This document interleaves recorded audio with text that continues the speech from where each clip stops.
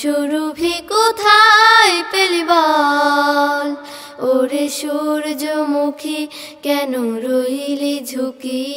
শুধু চেহারাই নয়, দুজনের কণ্ঠেও যেন একই সুরের জাদু। একজনের নাম তাহিয়া তাবাসসুম, অপরজন ফাউজিয়া তারান্নুম।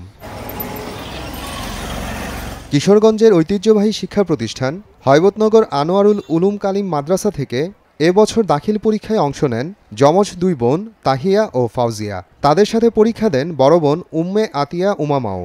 সম্প্রতি প্রকাশিত মাধ্যমিকের ফলাফলে ৩ বোনই পেয়েছে জিপিএ 5। তাদের সাফল্যে পরিবারে বইছে খুশির আমেজ। আমার সন্তান 2 জন যমক এবং একজন ইমিডিয়েটলি তাদের বড়, তারা 3 জন একসাথে জিপিএ 5 পেয়েছে। বাবা ও শিক্ষকদের সহযোগিতা ও নিজেদের পরিশ্রমে সফলতা ধরা দিয়েছে বলে জানান 3 বোন।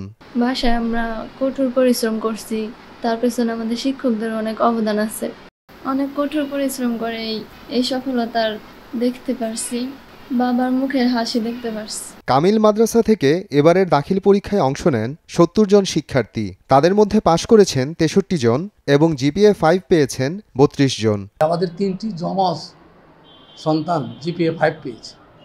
এটা আমাদেরকে অত্যন্ত অভিভূত করেছে যে যমজ 3টে সন্তান 3টেই জিপিএ 5 পেয়েছে। তারা ভবিষ্যৎ যেন আরও জিপিএ 5 পেয়ে এই দেশের সর্বোচ্চ ইউনিভার্সিটিতে, সর্বোচ্চ মেডিকেল কলেজ বলতে পারি আমরা, বুয়েট বলতে পারি আমরা, ঢাকা ইউনিভার্সিটি বলতে পারি, এই সমস্ত প্রতিষ্ঠানে যেন চান্স পেয়ে জাতি এবং দেশের সেবা তারা করতে পারে। মেধাবী এই 3 বোনের গ্রামের বাড়ি কিশোরগঞ্জ জেলার করিমগঞ্জ উপজেলার দক্ষিণ নানুশ্রীতে। বাবা মোহাম্মদ আলিম উদ্দিন স্থানীয় একটি মাদ্রাসার সহকারী মাওলানা হিসেবে কর্মরত আছেন। সময় সংবাদ, কিশোরগঞ্জ।